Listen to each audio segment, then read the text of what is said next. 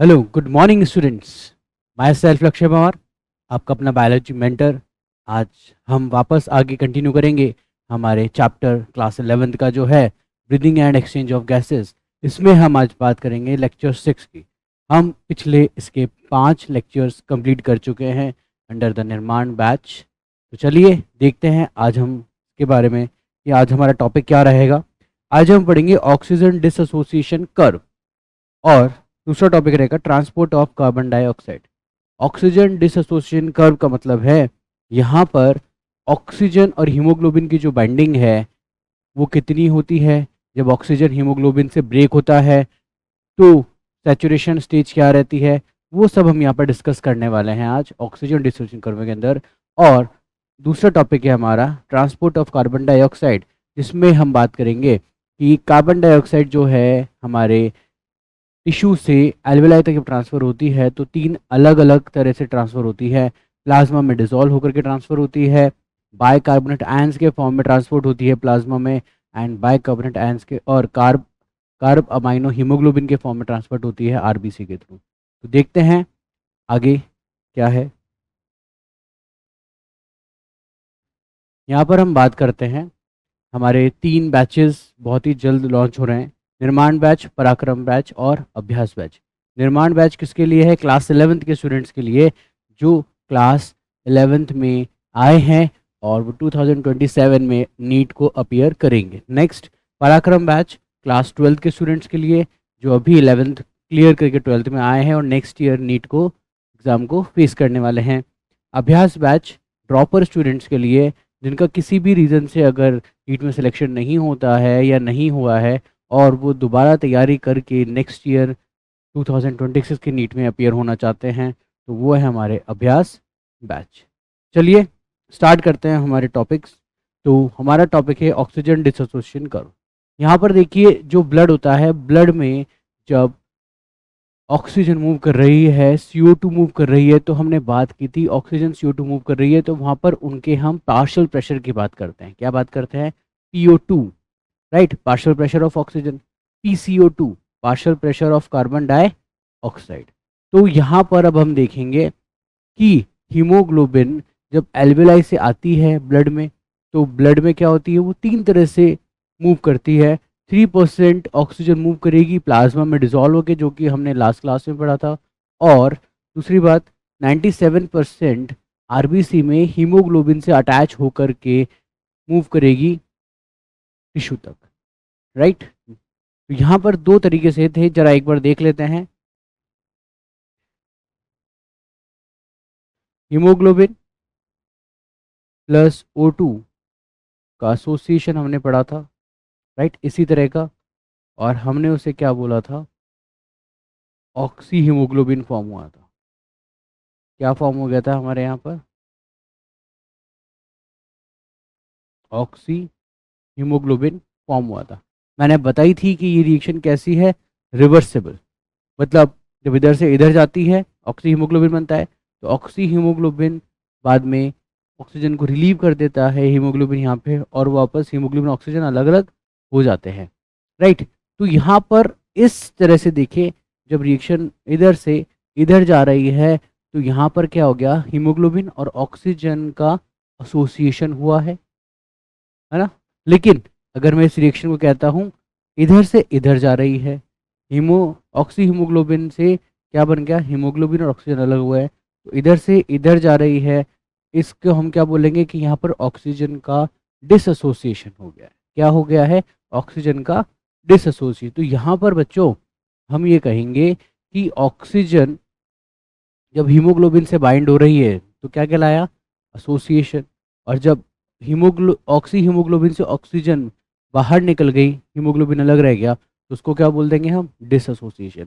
यहाँ पर हमने लास्ट लेक्चर्स में डिस्कस किया था कि ऑक्सीजन जो है, एक हीमोग्लोबिन में 4 आयरन मॉलिक्यूल होते हैं। 4 आयरन मॉलिक्यूल एक ऑक्सीजन मॉलिक्यूल कैरी करेगा। It means 1 haemoglobin carry 4 oxygen molecule. And हम ये भी पढ़ा था कि 1 gram of haemoglobin carry 1.34 ml of oxygen. पढ़ा था ये सब हमने, यस। तो यहाँ पर हम बात करेंगे कि ऑक्सीजन जब ब्लड में आती है, हीमोग्लोबिन में चार चार जगह ऑक्सीजन बाइंड हो सकती है। तो जब वो चारों आयंस पे हीमोग्लोबिन ऑक्सीजन जाके बाइंड हो रही है, तो जब तक हीमोग्लोबिन में आयरन का स्पेस खाली रहेगा जिसमें ऑक्सीजन बाइंड हो सकती है, तब तक हीमोग्लोबिन कैसी है, अनसैचुरेटेड है ना। और जब उसमें चारों हीमोग्लोबिन, सॉरी, एक हीमोग्लोबिन में चारों आयरन पे जब चारों ऑक्सीजन बाइंड हो जाएगी तो हम कहेंगे हीमोग्लोबिन यहाँ पर सैचुरेटेड है। मतलब उस पे जो भी खाली स्पेस थी सभी पे हमारे ऑक्सीजन बाइंड हो गई है। क्लियर। तो यहाँ पर हमारा जो कर्व बनेगा, यहाँ पर हम एक ग्राफ की स्टडी करेंगे। किसकी स्टडी करेंगे, ग्राफ की स्टडी करने वाले हैं। तो यहाँ पर मैं आपको बता दूं कि यहाँ पर जो कर्व बनेगा वो कैसा बनेगा, सिग्मोइड। कैसा बनेगा ये कर्व हमारा, सिग्मोइड कर्व। सिग्मोइड कर्व कैसा होता है, जैसे अगर मैं यहाँ पर दो एक्सिस बना देता हूँ तो सिग्मोइड कर्व कैसा होता है, जिसमें ऐसे एस बनता हो, ये क्या कहलाता है, मेरा सिग्मोइड कर्व। तो यहाँ पर हमें इस तरह का सिग्मोइड कर्व दिखाई देगा। यहाँ पर ये कर्व में ये एक्सिस क्या शो करेगा, ये एक्सिस क्या शो करेगा, यहाँ पर शो करेंगे पार्शियल प्रेशर ऑफ ऑक्सीजन। यहाँ पर क्या शो करेगा, हमारे पार्शियल प्रेशर ऑफ ऑक्सीजन। और यहाँ पर क्या शो करेगा, यहाँ शो करेगा saturation of haemoglobin, percentage of saturation of haemoglobin. तो यहाँ पर परसेंटेज ऑफ हीमोग्लोबिन सैचुरेशन यहाँ पर शो करेगा। क्लियर है। तो यहाँ पर हम जब ऑक्सीजन डिसोसिएशन कर्व की बात कर रहे हैं तो किस किस फैक्टर के बीच में, या मैं कहूँ दो कौन से हमने यहाँ पर कैरेक्टर लिए हैं जिनके बीच में हम कर्व बना रहे हैं। तो सबसे पहला तो आ जाएगा हमारा partial pressure of oxygen, that means PO2।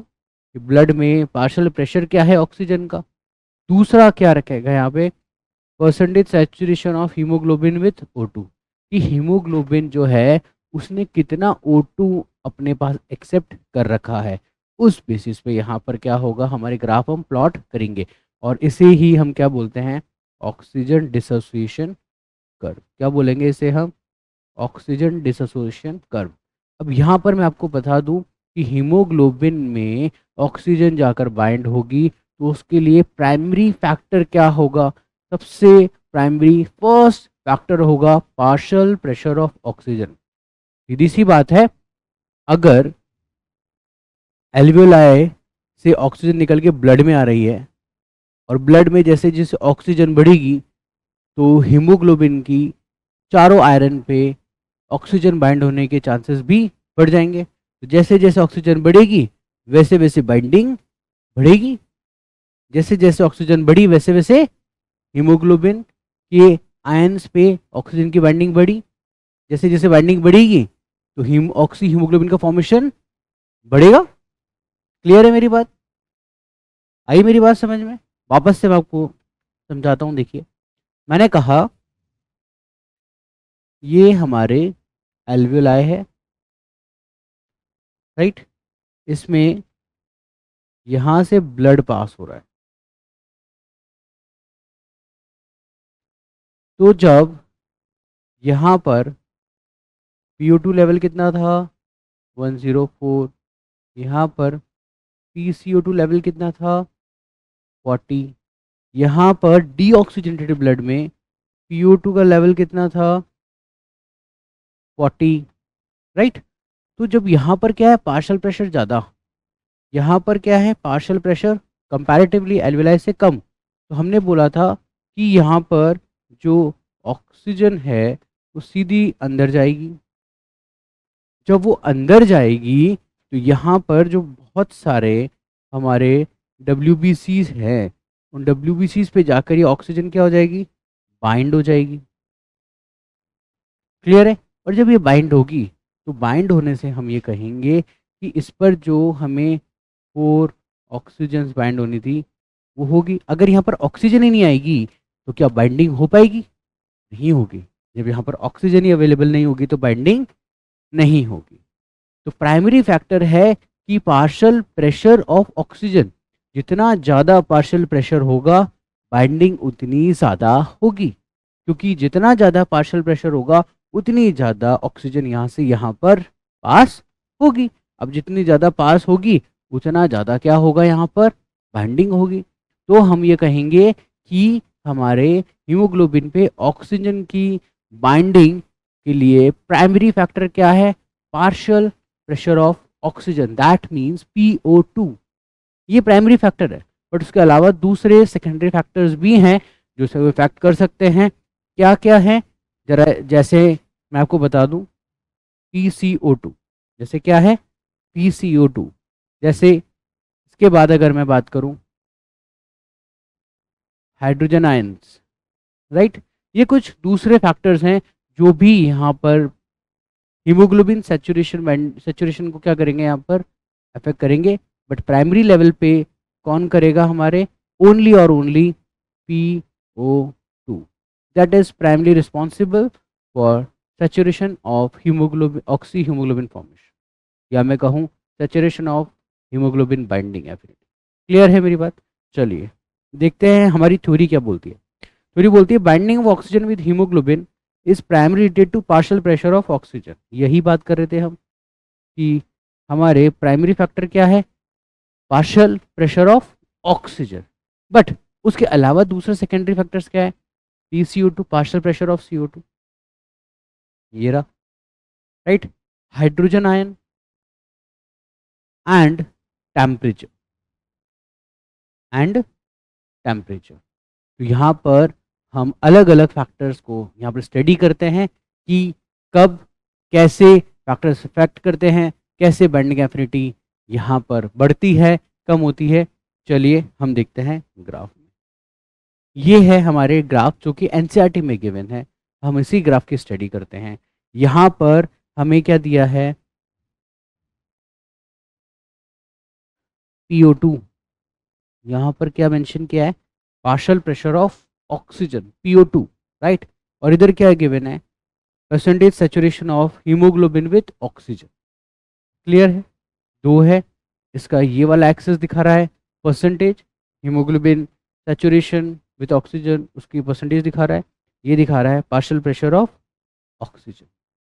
Clear? चलिए यहाँ पर जैसे जैसे प्रेशर बढ़ा ऑक्सीजन का, वैसे वैसे सेचुरेशन बढ़ा। जैसे जैसे यहाँ पर हमारे प्रेशर बढ़ा PO2 का, तो फिर क्या होगा, वैसे वैसे ही हीमोग्लोबिन से ऑक्सीजन बाइंड होगी और हीमोग्लोबिन का जो सेचुरेशन है वो बढ़ता जाएगा। यहाँ देखो इंपॉर्टेंट बात है, अगर मैं कहता हूँ कि PO2 कितना है 20, तो कितनी हमारे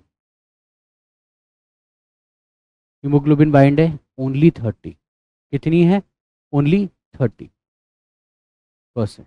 नेक्स्ट, अगर मैं कहता हूँ 40, PO2 कितना है 40, PO2 अगर 40 है तो हमारे यहाँ पर कितना बाइंड है हीमोग्लोबिन, 75%। कितना बाइंड है, 75%। क्लियर है?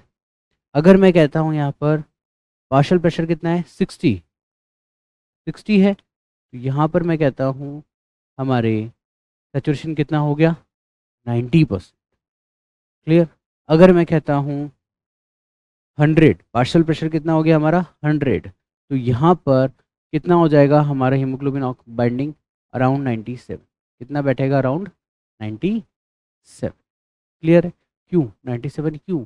आपको ध्यान होगा कि हमने जब ट्रांसपोर्ट ऑफ ऑक्सीजन पढ़ा है, तो ट्रांसपोर्ट ऑफ ऑक्सीजन में हमने ये पढ़ा है कि 3% ऑफ ऑक्सीजन मूव करती है किससे, प्लाज्मा से। 97% ऑक्सीजन मूव करती है किससे, RBC पे प्रेजेंट हीमोग्लोबिन से बाइंड होके। क्लियर है? तो जरा एक बार मैं कुछ लिख लेता हूँ।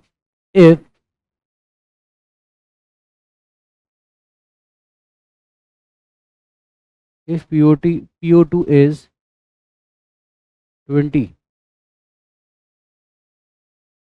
then saturation of होम्योग्लोबिन इज, जरा लिखेंगे अभी। अगर मैं इसी को पीछे देखूं तो 20 है, तो सैचुरेशन कितना है 30। सैचुरेशन कितना है 30। क्लियर? अगर मैं यहाँ पर कहता हूँ if PO2 is 30 then saturation of hemoglobin is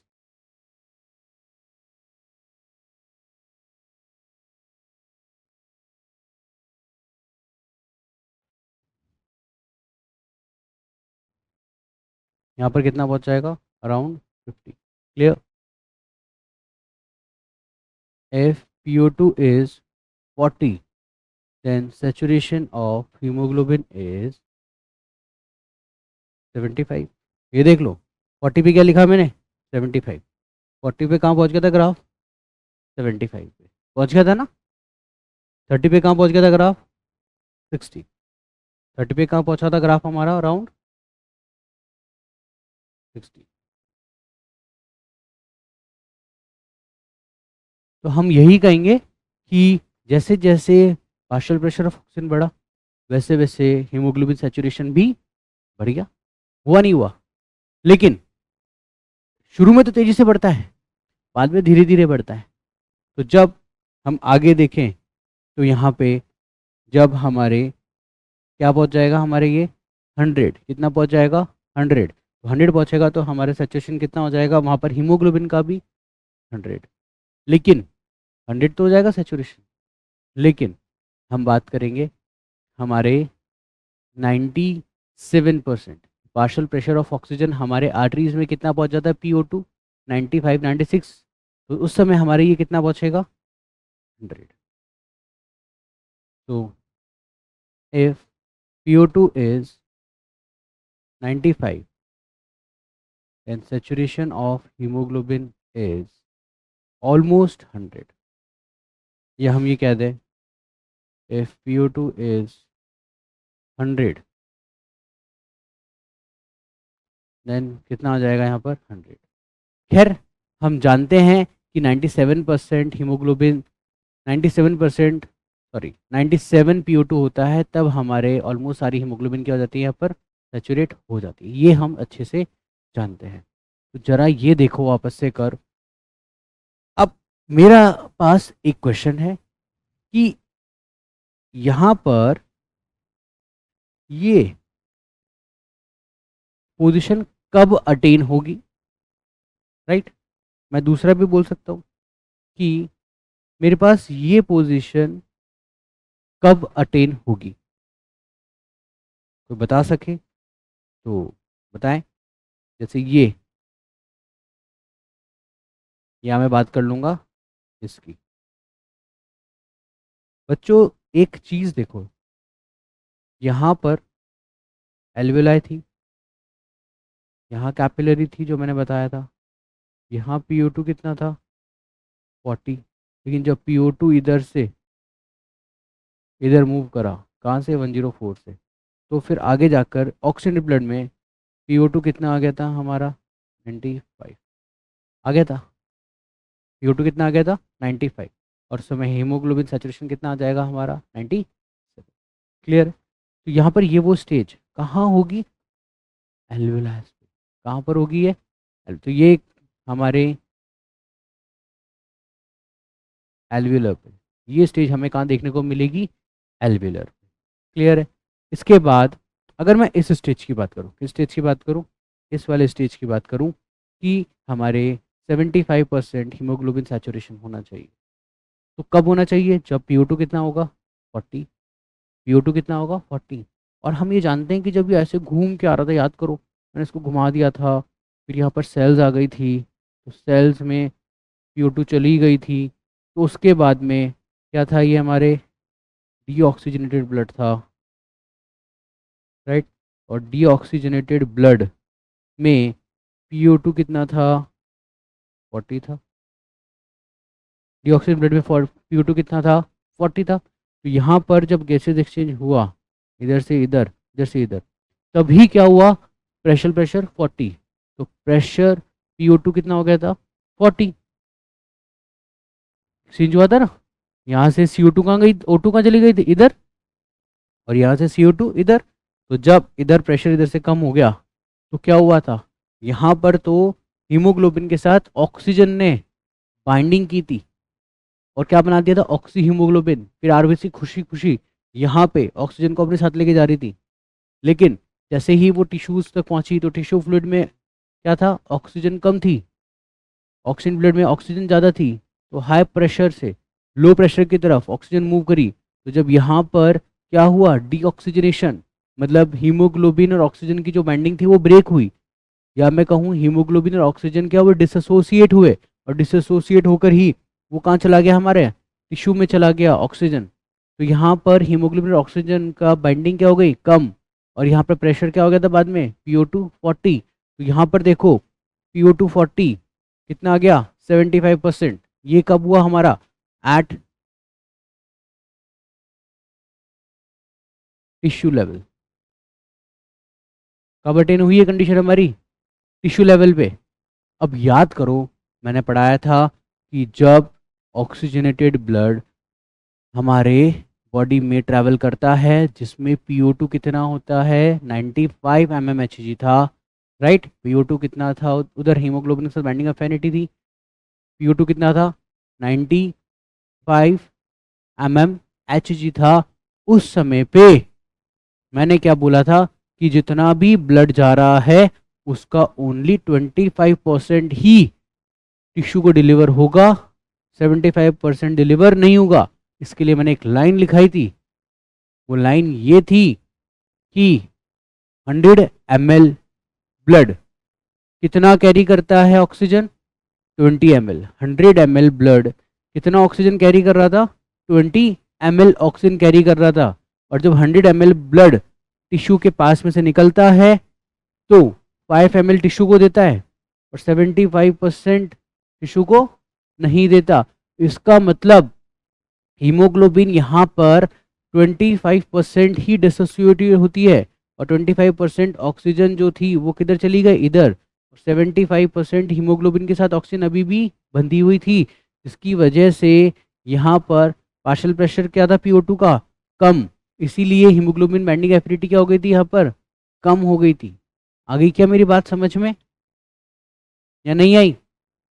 तो यहाँ पर ये 95 था ना PO2, ये 95 था, इधर क्यों गया था, क्योंकि यहाँ पर PO2 कितना था, 40 था। तो 95 से 40 की तरफ हमारे मूव करी थी ऑक्सीजन, और जब मूव करेगी ऑक्सीजन तो फिर मैंने क्या बोला था कि हीमोग्लोबिन और ऑक्सीजन अलग अलग होंगे, डिसोसिएशन होगा, तभी ऑक्सीजन मूव करेगी। जब ऑक्सीजन मूव करेगी तो इसमें क्या हो गया, ब्लड में पार्शियल प्रेशर डाउन। तो मेरी बात समझ आई, पार्शियल प्रेशर मतलब PO2 बढ़ेगा तो ऑक्सीजन और हीमोग्लोबिन की बाइंडिंग बढ़ेगी, तो ऑक्सी हीमोग्लोबिन बढ़ेगा, परसेंटेज सैचुरेशन बढ़ेगा। PO2 की बात करूं, अगर PO2 डाउन तो हीमोग्लोबिन और ऑक्सीजन का डिसोसिएशन बढ़ेगा, और मैं कहूं तो क्या कहूंगा कि partial pressure of oxygen down, dissociation of oxyglobin rise, कह सकता हूं। इसके बाद मैं क्या कहूंगा यहाँ पर, दूसरा फैक्टर PCO2, दूसरा फैक्टर क्या है यहाँ पर, PCO2, उसको भी मैं अगर मर्ज कर दूं तो मैं क्या कहूंगा, PO2 बढ़ा, ऑक्सी हीमोग्लोबिन फॉर्मेशन बढ़ा, और PCO2 डाउन, अपोजिट।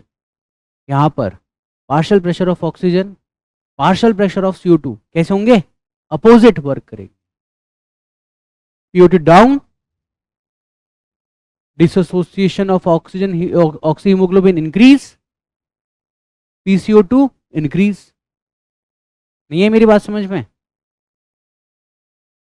ये क्लियर हो गया इतना, आगे बढ़े अभी, ये बात समझ आ गई है, एक बार हम आगे बढ़ते हैं।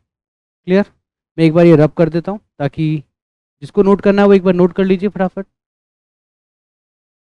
मैं इसको एक बार रब करता हूँ, इसमें कुछ और चीज़ें भी हैं जो हम डिस्कस कर लेते हैं।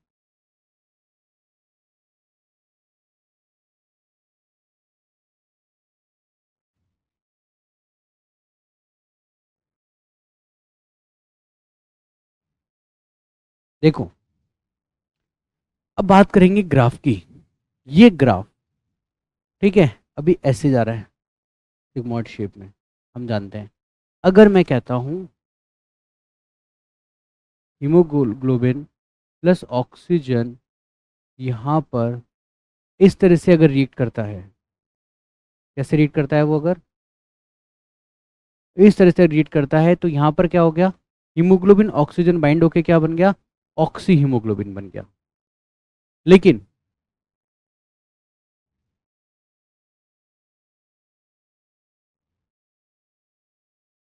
ये इस कंडीशन में क्या हो गया, डिसएसोसिएशन हो गया। क्या हो गया, ऑक्सी हीमोग्लोबिन का डिसएसोसिएशन, जिसमें ऑक्सीजन और हीमोग्लोबिन क्या हो गए, अलग अलग हो गए।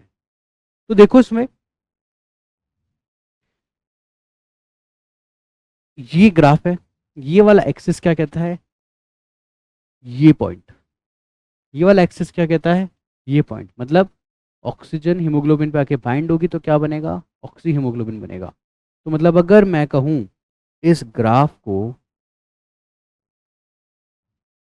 ऐसे समझना,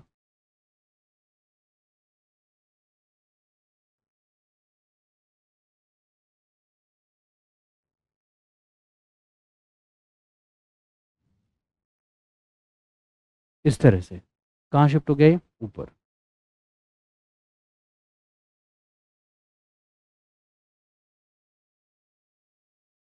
one second,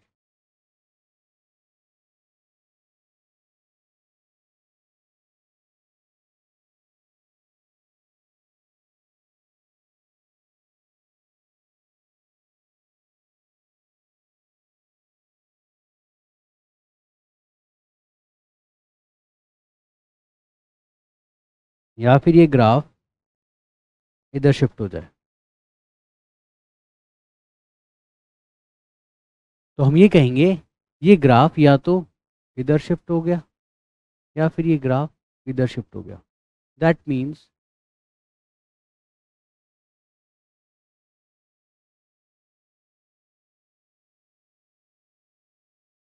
shift to left side, and that means shift to right. इतनी बात क्लियर है। यहाँ पर हम ग्राफ को, अगर मैं कहता हूँ ये ग्राफ थोड़ा सा इधर शिफ्ट हो गया, ये थोड़ा सा इधर शिफ्ट हो गया, तो इधर शिफ्ट हो गया इसका मतलब क्या हो गया, वो लेफ्ट साइड शिफ्ट हो गया। इधर शिफ्ट हो गया इसका मतलब क्या है, राइट साइड। ये कब अपीयर होगा, अगर हीमोग्लोबिन के अंदर ऑक्सीजन बढ़ती जाए, सैचुरेशन बढ़ता जाए, तो ये ग्राफ किधर शिफ्ट हो जाएगा, इधर। ये कंडीशन इसमें क्लियर। लेकिन अगर मैं कह रहा हूँ ग्राफ इधर शिफ्ट हो रहा है, मतलब सैचुरेशन क्या हो रहा है, कम, सैचुरेशन कम हो रहा है, सैचुरेशन कम हो रहा है, इसका मतलब क्या हो गया, हीमोग्लोबिन जो है वो हमारे यहाँ पर ऑक्सीजन के साथ में बाइंडिंग को ब्रेक कर रहा है, डिसोसिएट हो रहा है। तो ये कंडीशन कब आ जाएगी हमारे, तब।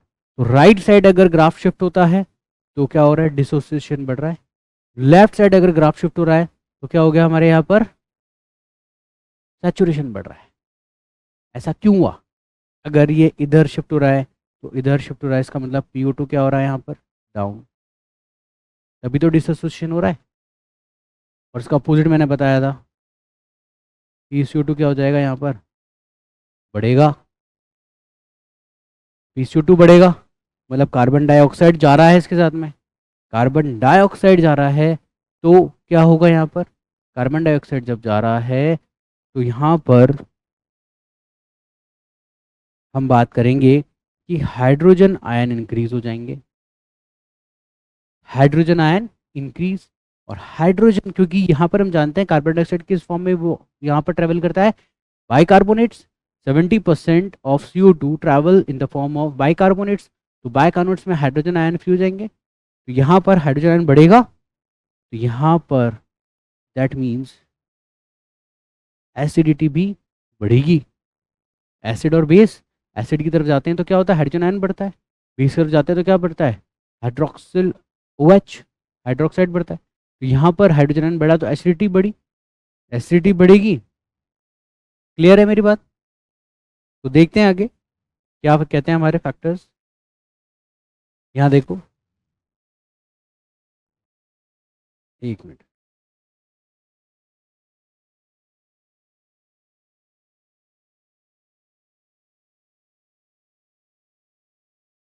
इधर हमने लिखा था प्रेशर ऑफ CO2 बढ़ेगा, कम होगा या चेंज होगा। यहाँ पर बोला था हाइड्रोजन आयन भी चेंज होंगे, राइट। यहाँ पे क्या बोला था हमने, टेम्परेचर। ज़रा टेम्परेचर की बात कर लेते हैं। तो यहाँ पर जब ऐसे होगा तो यहाँ पर टेम्परेचर क्या होगा हमारा, इंक्रीज। एसिडिटी बढ़ेगी तो टेम्परेचर भी बढ़ेगा। क्लियर है।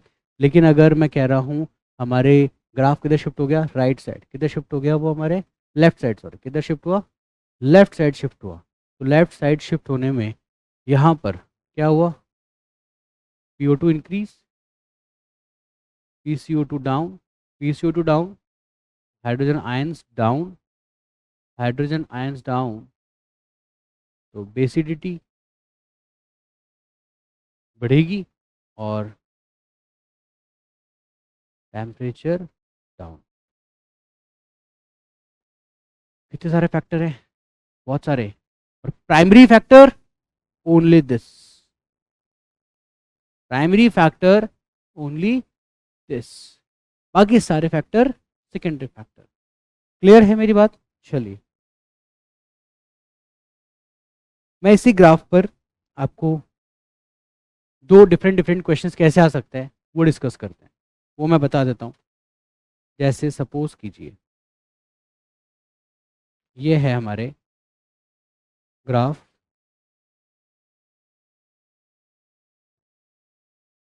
और इस पे करता हूँ मैं ग्राफ प्लॉट।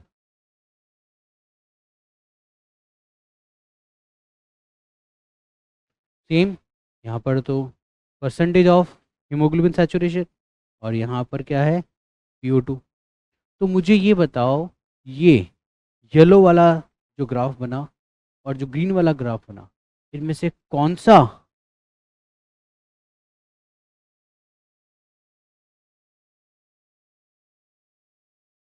आर्टरी में होगा और कौन सा वेन के लिए रिस्पॉन्सिबल होगा। या मैं कहूँ आर्टेरियल ब्लड के लिए रिस्पॉन्सिबल होगा, या फिर मैं कहूँ वेनस ब्लड के लिए होगा। दिमाग लगाओ। आर्टेरियल ब्लड मतलब आर्टरी में बहने वाला, आर्टरी में बहने वाला ऑक्सीजनेटेड ब्लड। वेनस ब्लड मतलब वेन में बहने वाला, मतलब venous blood. It means CO2 rich, oxygen कम। ऑक्सीजन कम तो PCO2 ज़्यादा, PCO2 ज़्यादा तो हीमोग्लोबिन सैचुरेशन कम, सैचुरेशन कम, सैचुरेशन कम तो ग्राफ किधर शिफ्ट हो जाएगा, राइट साइड। तो ये वाला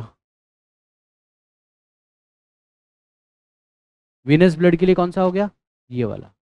ये क्या है, आर्टरी। आर्टरी में क्या होगा, PO2 ज़्यादा, क्योंकि वो ऑक्सीजन ब्लड है।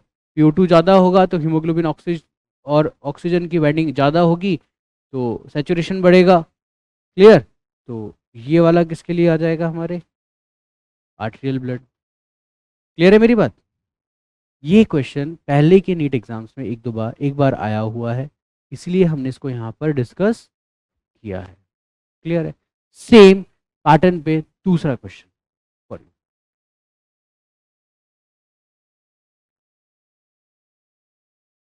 मैंने ग्राफ प्लॉट किया,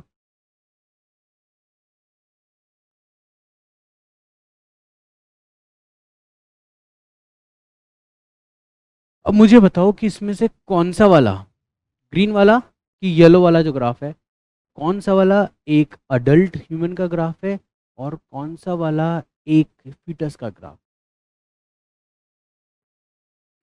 क्या कह रहा हूं मैं, फीटस के लिए कौन सा डेवलप होगा और एक अडल्ट के लिए, तो फीटस ब्लड क्या लेते हैं, ऑक्सीजनेटेड ये ब्लड दोनों में, ठीक है। और एक अडल्ट के लिए क्या लेते हैं, तो उसके लिए कौन सा ग्राफ यहाँ पर प्लॉट होगा। आपको एक लाइन बता दूं, उससे आपको हिंट मिल जाएगा और आप इस क्वेश्चन को सॉल्व कर लोगे। बात यह है कि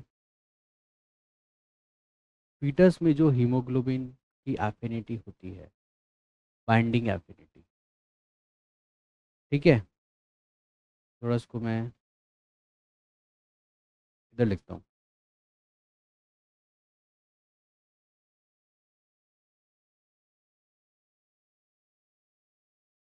फीटस में हीमोग्लोबिन बाइंडिंग एफिनिटी जो है और अडल्ट में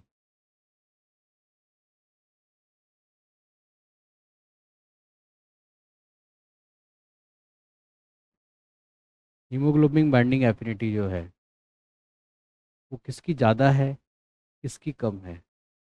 अगर ये आपको पता है तो आप ये क्वेश्चन बहुत इजीली चुटकियों में सॉल्व कर सकते हो। अब कर लो। मैंने क्या दिखा दिया आपको हिंट कि फीटस की हीमोग्लोबिन की बाइंडिंग एफिनिटी ज़्यादा होती है कंपेयर टू अडल्ट्स, और अडल्ट्स की haemoglobin binding affinity compare to foetus कम होती है। अब बताओ, बाइंडिंग एफिनिटी ज़्यादा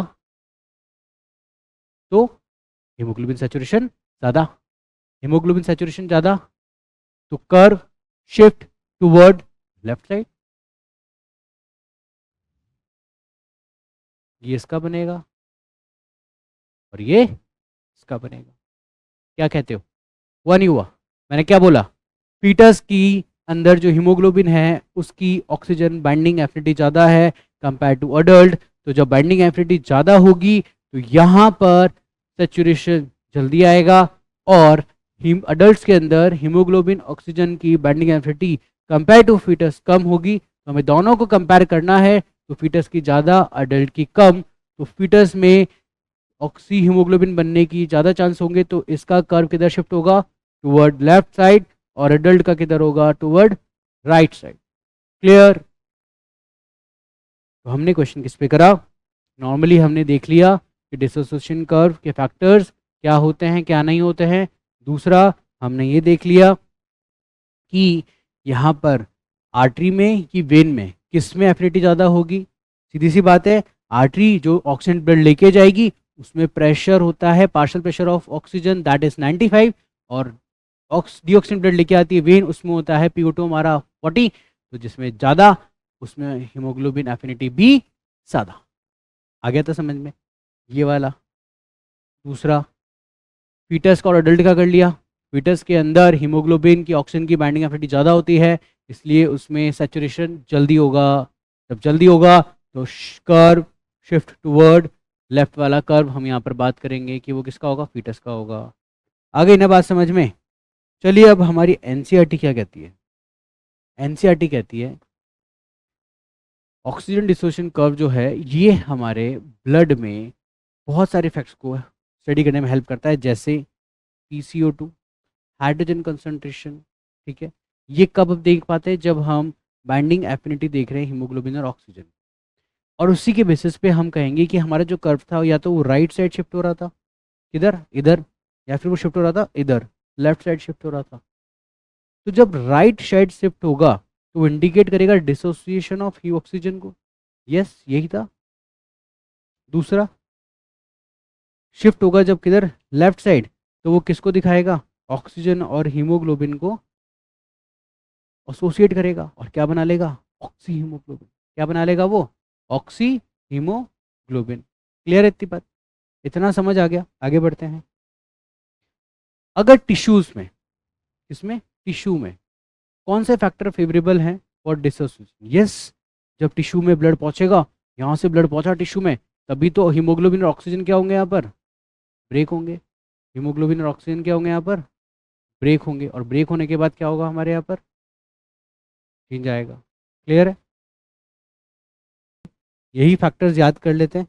यहाँ पर जब ऑक्सी हीमोग्लोबिन डिसोसिएट होगी, हीमोग्लोबिन अलग ऑक्सीजन अलग, तो किधर जाएगा हमारा कर्व, राइट साइड, और राइट साइड जाएगा तो PO2 कम होगा, PCO2 ज़्यादा होगा। PCO2 ज़्यादा तो कार्बन डाइऑक्साइड किस फॉर्म में जाएगी, HCO3 के फॉर्म में जाएगी। H2CO3 जिसमें H अलग हो जाएगा, HCO3 बचेगा, तो H बढ़ेगा तो pH लो हो जाएगा और टेम्परेचर बढ़ जाएगा। क्लियर है मेरी बात?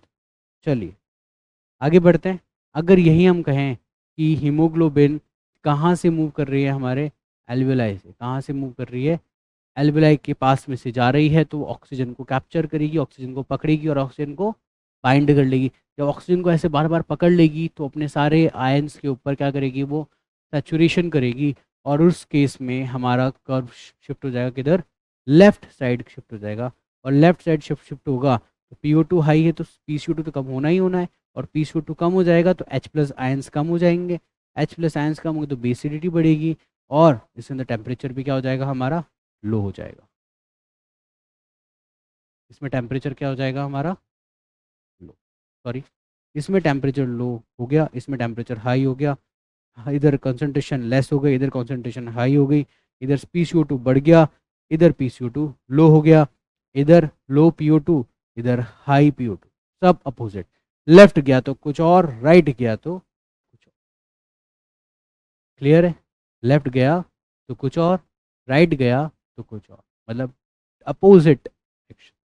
तो दैट मीन्स जब ऑक्सीजन बाउंड होती है हीमोग्लोबिन से, कहाँ पे, लंग्स सरफेस पे, तो यहाँ पर हम बात कर रहे हैं एसोसिएशन हुआ हीमोग्लोबिन ऑक्सीजन का, कहाँ पर, एल्विलाई में, लंग सरफेस पे, और डिसोसिएशन मतलब हीमोग्लोबिन और ऑक्सीजन जो जुड़े हुए थे, ऑक्सीजन हीमोग्लोबिन था उससे ऑक्सीजन अलग, हीमोग्लोबिन अलग, ये कहाँ पर हो गया हमारा, टिश्यू लेवल पे। ये कौन से लेवल पे हो गया हमारा, टिश्यू लेवल पे। तभी तो याद करो मैंने क्या बोला था, जब ऐसे गर्भ ग्राफ बना हुआ था, तो ये तो मैंने बोला था ये कहाँ होगा, एल्विलाई में, ये कहाँ होगा हमारा, टिश्यू में। और मैंने इसीलिए बोला था कि यहाँ पर हमारे जब पार्शियल प्रेशर ऑक्सीजन 40 होगा, सैचुरेशन 75 होगा, दैट मीन्स जब 100 था, जब वो मूव कर रहा था, लेकिन 25% हम डोनेट कर देते हैं अंडर नॉर्मल कंडीशंस में। याद करो हम नॉर्मल कंडीशन में क्या कर रहे थे, डोनेट कर रहे थे। या मैं आपको एक बार ग्राफ पे ले चलूँ, वहीं बता दूँ, ये ग्राफ पे, इस ग्राफ को मैं एक बार यहाँ से क्लियर कर देता हूँ वापस से। तो यहाँ पर हमने क्या बात की थी कि जब 40, यहाँ 75 और यहाँ ना 100, तो मैंने क्या बोला था, जब वो हमारे PO2 हाई होगा, क्या हाई होगा, PO2 हाई होगा, तो सैचुरेशन हाई, ये बोला था। इस केस में याद करो हमने कहा था कि 100 ml ऑफ ब्लड कितना डिलीवर करता है, 25% ऑक्सीजन, तो PO2 कितना था, 95 था, ठीक है। और डीऑक्सीजनेटेड में PO2 कितना आ जाता है, 40, कितना आ जाता है, 40, तो 95 पे ये 97% था। और मैंने बोला था जब ये टिश्यू से पास होगा प्रेशर कम हो जाएगा, तो 25% ml ऑक्सीजन वो डिलीवर करेगा, दैट मीन्स 100 ml ब्लड में 20 ml ऑक्सीजन होती है, तो वो 20 में से 5 ml डिलीवर करेगा और 15 ml डिलीवर नहीं करेगा, मतलब 25% वो डिलीवर करता है। तो यहाँ देखो जब वो 40 आ गया तो उसने 75% ऑक्सीजन अभी भी बांध रखी है, मतलब 25% डिलीवर करके गया था। लेकिन साथ में एक और लाइन थी, ये तो नॉर्मल कंडीशन की बात करी थी हमने इस केस में, लेकिन हमने एक और बोला था कि जब हमारे बॉडी में विगोरस एक्सरसाइज होती है, कौन सी एक्सरसाइज होती है, बहुत तेज एक्सरसाइज होती है, तो उस कंडीशन में हम लोग 75%, हम लोग 75% ऑक्सीजन जो है 100 ml ब्लड से डिलीवर करता है, दैट मीन्स 20 ml में से 15 ml वो डिलीवर करेगा, 5 ml डिलीवर नहीं करेगा, ये बताया था। यस, तो फिर हम बात कर लेते हैं कि हमारे 75% डिलीवर नहीं करी थी, लेकिन अभी हम कहेंगे कि 25% डिलीवर नहीं करी इन अंडर abnormal कंडीशंस, तो ये रहा, ठीक है। उस समय ब्लड का प्रेशर कितना होना चाहिए, PO2 20। याद करो हमने सेल में देखा था, याद कीजिए, ये सेल, इसके बाहर हमारे टिश्यू फ्लूइड, और टिश्यू फ्लूइड में हमने देखा था यहाँ पर PO2 कितना था, 40, यहाँ पर PO2 कितना था, 20। जब ये ऐसे पास होती है, जब बहुत हाई डिमांड होती है तो ये बहुत ज़्यादा इधर चली जाती है, तो ये 20 हो जाती है। और उस केस में हमारा जो ब्लड है वो 100 ml ब्लड 75%, दैट मीन्स यहाँ पर 15 ml O2 डिलीवर करता है, और 25% that means 5 ml O2 deliver नहीं करता। तो ये 25% यहाँ, तो ये असर्शन रीजन में पूछा जा सकता है। क्लियर है, चलिए अब इसी के बाद अगर मैं कहूँ तो हमारे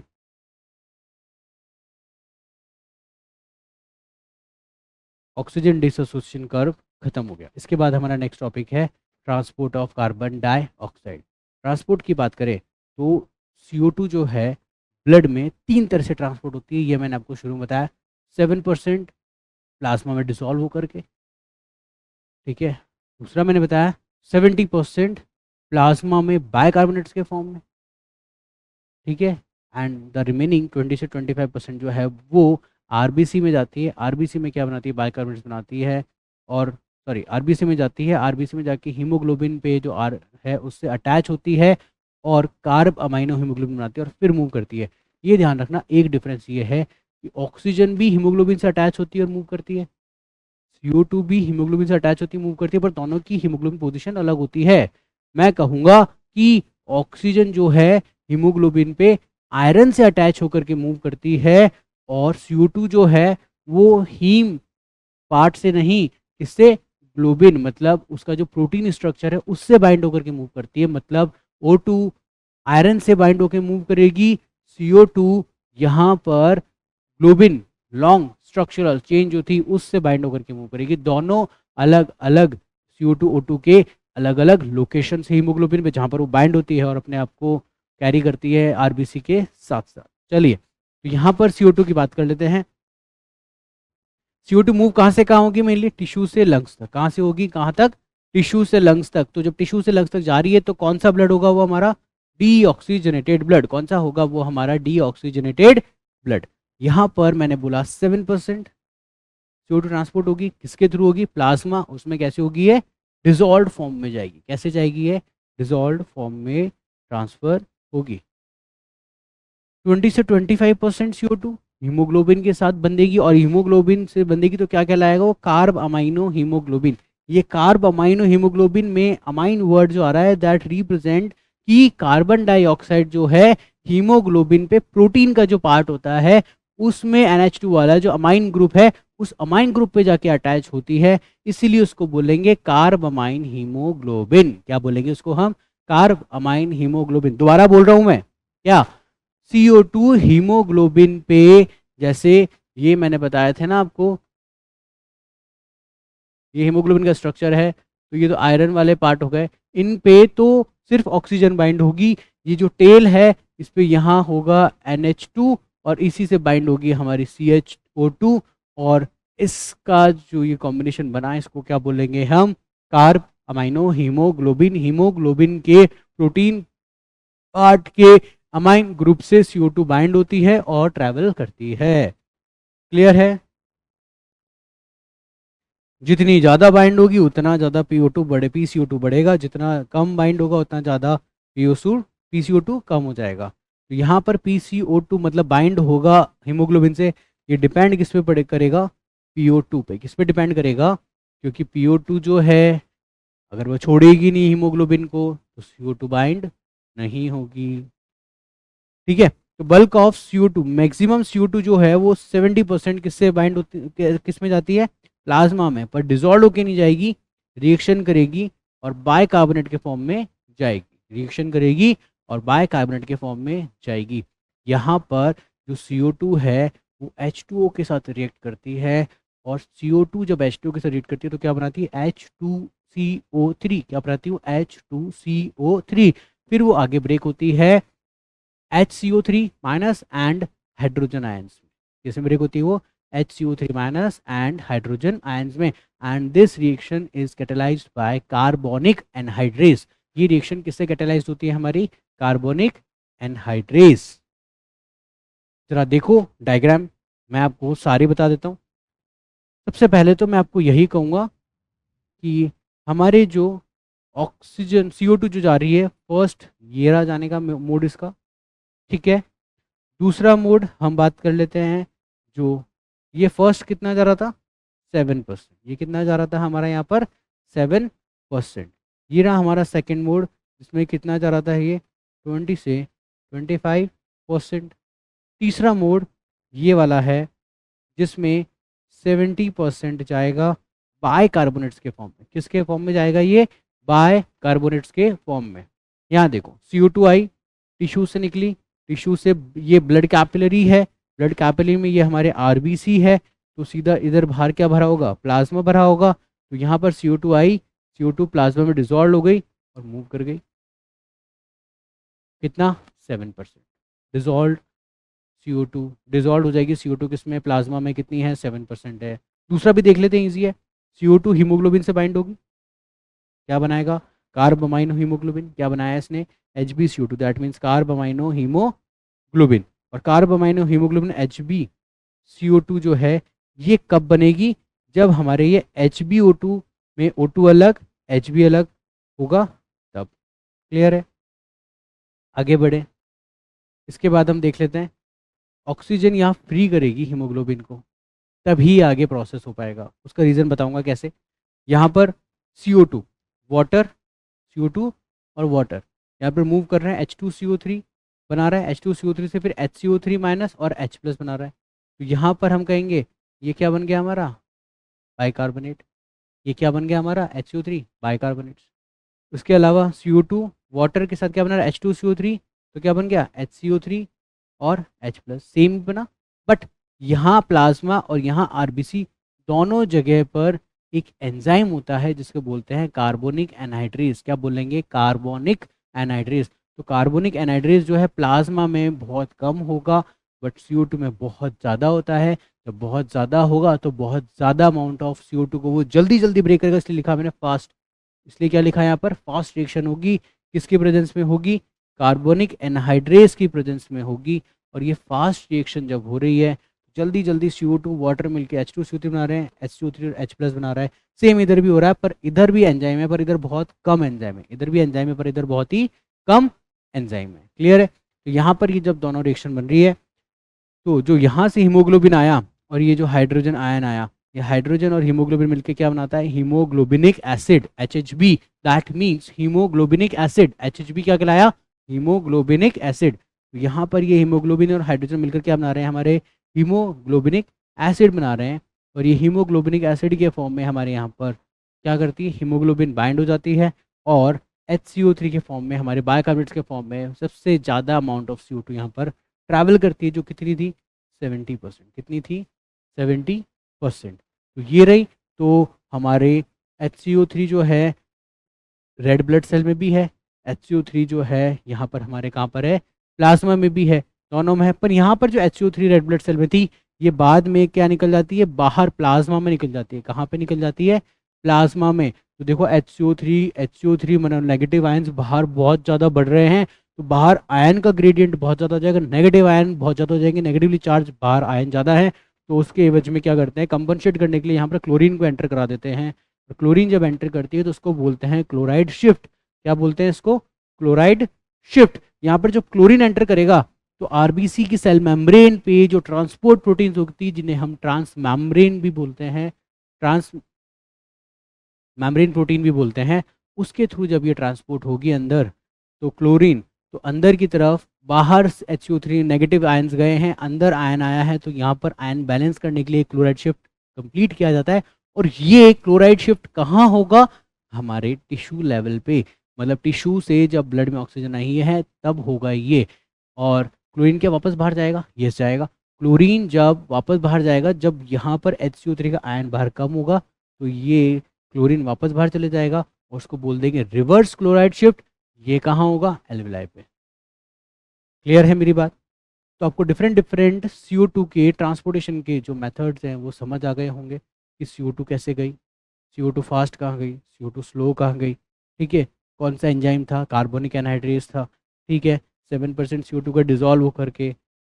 इसके बाद बोलूँगा कार्ब अमाइनो हीमोग्लोबिन बना, ये हमारा 20 से 25%, अराउंड हम 23 बोलेंगे इसको, राइट। उसके अलावा बाइकार 70% CO2 ट्रैवल हुई है किसमें, बाइकार्बोनेट के फॉर्म में। बाइकार्बोनेट के फॉर्म में किसके थ्रू, प्लाज्मा में। क्लियर है। तो जाती तो CO2 कहाँ पर है हमारे, थोड़ी बहुत प्लाज्मा में और ज़्यादातर आरबीसी में। और जब ज़्यादा आरबीसी आ रही है तो ब्रेक होती है, बाइकार्बोनेट बनते हैं और वो प्लाज्मा में रिलीज किए जाते हैं। ये डायग्राम समझ आ गया होगा आई थिंक। तो CO2 तीन तरह से ट्रैवल कर गई, डिजॉल्व होकर के कार्बोमाइनो हीमोग्लोबिन से, और तीसरा बाइकार्बोनेट से। चलिए आगे देखते हैं एनसीईआरटी क्या कहती है। एनसीईआरटी कहती है कि कार्बन डाइऑक्साइड जब प्रोड्यूस हो रही टिश्यूज में तो वो डिफ्यूज होगी पैसिवली, किसके थ्रू होगी, विदाउट एनर्जी। सबसे पहली बात हमने पढ़ा था कि गैसेज एक्सचेंज जब भी होगा, चाहे वो एल्वेलाई में हो चाहे वो टिश्यू में हो, वो सिंपल डिफ्यूजन से होगा। That means passive transport. Clear है, simple diffusion that means passive transport. Passive transport वो ट्रांसपोर्ट जिसमें एनर्जी यूटिलाइज नहीं होती, जो यहाँ पर पैसिवली मूव कर रही है, कहाँ से, ब्लड के थ्रू, और कहाँ पास हो रही है वो, हमारे आरबीसी में पास हो रही है, जहाँ पर रिएक्ट करेगी किससे, कार्बोनिक वाटर से, और रिएक्ट करके एंजाइम कौन सा है, कार्बोनिक एनहाइड्रेस की प्रेजेंस में क्या बना देगी वो, कार्बोनिक एसिड H2CO3 बना देगी। ये रही रिएक्शन, इधर CO2 वाटर से रिएक्ट कर रही है, क्या बना रही है, कार्बोनिक एसिड, किसकी प्रेजेंस में, कार्बोनिक एनहाइड्रेस की प्रेजेंस में, किसकी प्रेजेंस में, कार्बोनिक एनहाइड्रेस की प्रेजेंस में। आरबीसी जो है यहाँ पर बहुत हाई कंसंट्रेशन कंटेन करता है एंजाइम की, क्या बताया था मैंने, जिसकी वजह से सारा CO2 ब्रेक होगा एंजाइम की प्रेजेंस में।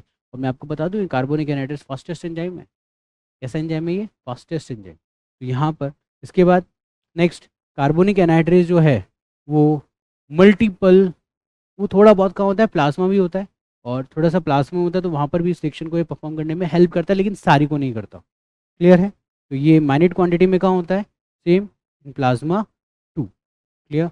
नेक्स्ट उसके जस्ट बाद क्या होता है, H2CO3 जो होता है कार्बोनिक एसिड, ये ब्रेक हो जाता है किसमें, हमारे H प्लस हाइड्रोजन आयंस और बाइकार्बोनेट्स में, HCO3 और हाइड्रोजन, HCO3 और हाइड्रोजन, दैट इज बाइकार्बोनेट्स और हाइड्रोजन आयन में। और हमने बोला था कि फिर ये HCO3 आरबीसी में निकल के कहाँ चलाता है, प्लाज्मा में जाता है। क्लियर है मेरी बात।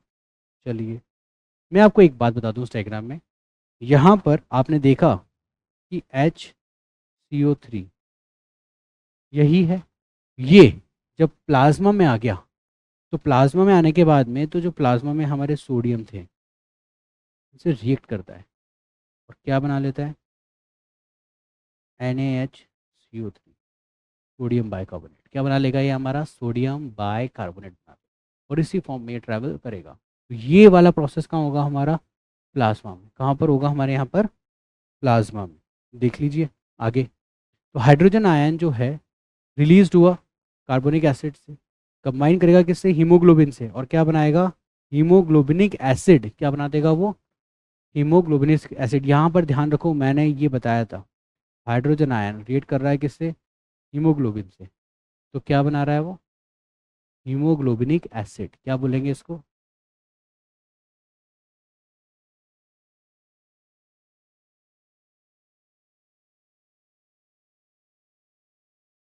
Haemoglobinic acid. क्लियर है, ये हमने डायग्राम में भी देखा, कहाँ देखा था, ये रहा, ये रहा डायग्राम में, ये हाइड्रोजन आयन, ठीक है, और ये हीमोग्लोबिन क्या बन गया हमारा, हीमोग्लोबिनिक एसिड बन गया। चलिए इसके बाद मेजॉरिटी ऑफ बाइकार्बोनेट्स आयन जो है, HCO3 जो है वो एरिथ्रोसाइट मतलब आरबीसी से बाहर निकल जाएंगे, डिफ्यूज हो जाएंगे, कहाँ पर, हमारे प्लाज्मा में, जैसा कि हमने देखा था डायग्राम में, राइट। इसके बाद हम कहेंगे तो प्लाज्मा में क्या होगा, कॉन्सेंट्रेशन नेगेटिव आयंस का बढ़ेगा, तो यहाँ पर प्लाज्मा में HCO3 जो होती है वो सोडियम बाइकार्बोनेट फॉर्म कर लेती है, क्या फॉर्म कर लेगी वो, सोडियम के साथ रिएक्ट करके सोडियम बाइकार्बोनेट आयन फॉर्म कर लेंगे, HCO3 minus plus Na plus, क्या बन जाएगा, NaHCO3, यही बना NaHCO3 जो कि मैंने आपको पहले दिखाया था। तो क्या कहती है हमारी समरी, कहती है 70% of CO2 is transported from tissue to the lungs in the form of sodium bicarbonate। CO2 तीन तरह से ट्रैवल करती है, पहला ट्रैवल करेगी वो 7% प्लाज्मा में डिजोल्व होकर के, दूसरा वो ट्रैवल करेगी 20 से 25% कार्बन डाइऑक्साइड हीमोग्लोबिन के ग्लोबिन प्रोटीन के अमाइन ग्रुप पे जुड़ के, जिससे क्या बना लेगी वो, कार्ब अमाइनो हीमोग्लोबिन, जिससे क्या बना लेगी वो, carb amino haemoglobin.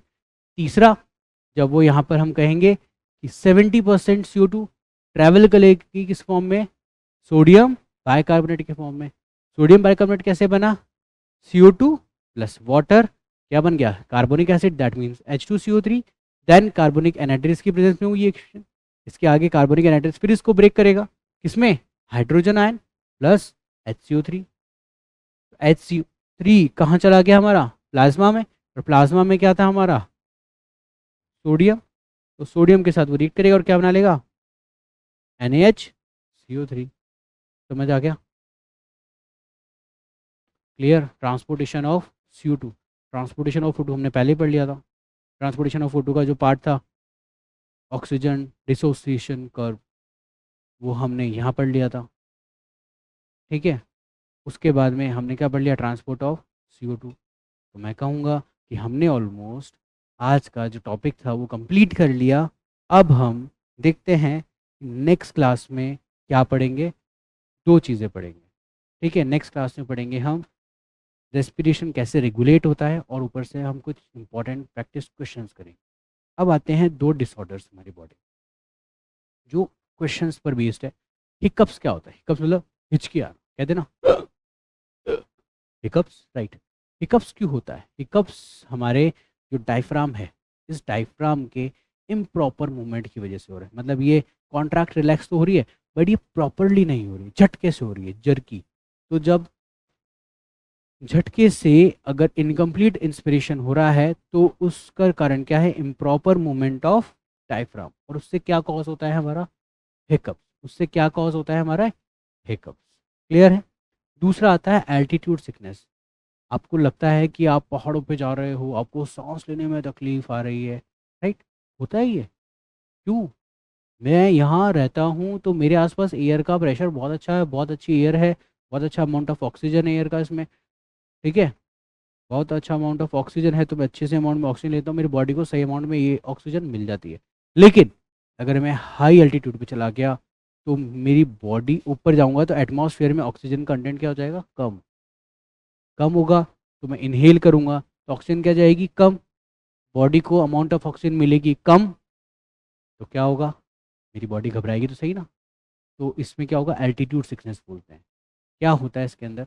High altitude पे हीमोग्लोबिन की बाइंडिंग एफिनिटी जो होती है O2 से वो डिक्रीज हो जाती है। क्यों डिक्रीज होती है? क्योंकि ऑक्सीजन ही नहीं मिलती। हीमोग्लोबिन तो उतनी है, ऑक्सीजन ही कम मिलेगी। जब ऑक्सीजन ही कम मिलेगी तो बाइंडिंग एफिनिटी भी क्या हो जाएगी? डिक्रीज। तो due to low air pressure, क्योंकि बाहर की तरफ एयर प्रेशर क्या होता है? कम। जब बाहर से एयर ही अंदर कम जाएगी तो फिर ऑक्सीजन भी क्या मिलेगी? कम। तो इस एवज में हम कहते हैं कि जो हमारे लोग होते हैं जो हायर एल्टीट्यूड पे रहते हैं, वो वहाँ की बॉडी, उनकी बॉडी वहाँ के लिए क्या हो गई? अडाप्ट हो गई है, तो उनको ये प्रॉब्लम नहीं है। लेकिन जो ग्रासलैंड्स में, लैंड्स पे रहते हैं, ठीक है, जो हायर एल्टीट्यूड पे नहीं थे, लोअर एल्टीट्यूड पे रहते हैं, उनके साथ दिक्कत आती है। अगर आज मैं 8-10 महीने के लिए हाई एल्टीट्यूड पे रहने चला जाऊँ तो मेरी बॉडी, मैं क्या कहूँगा, मेरी बॉडी अभी एक्लिमेटाइज नहीं हुई है, अभी एक्लिमेटाइज होने में टाइम ले रही है। अभी अडेप्ट नहीं बोलूँगा मैं, क्या बोलूँगा? एक्लिमेटाइज। शॉर्ट ड्यूरेशन के लिए बॉडी के अंदर कुछ चेंजेस जो हमें सर्वाइवल कैपेबिलिटी अच्छी देते हैं, वो क्या कहलाते हैं? हमारा एक्लिमेटाइजेशन कहलाता है। तो यहाँ पर हम कहेंगे ऐसी कंडीशन में हमारी बॉडी क्या करती है? बॉडी मोर आरबीसी प्रोड्यूस करेगी। जितनी आरबीसी बनाएगी उतनी ज़्यादा वो ऑक्सीजन को पकड़ेगी और लेके जाएगी, क्योंकि बाइंडिंग एफिनिटी कम हो गई है।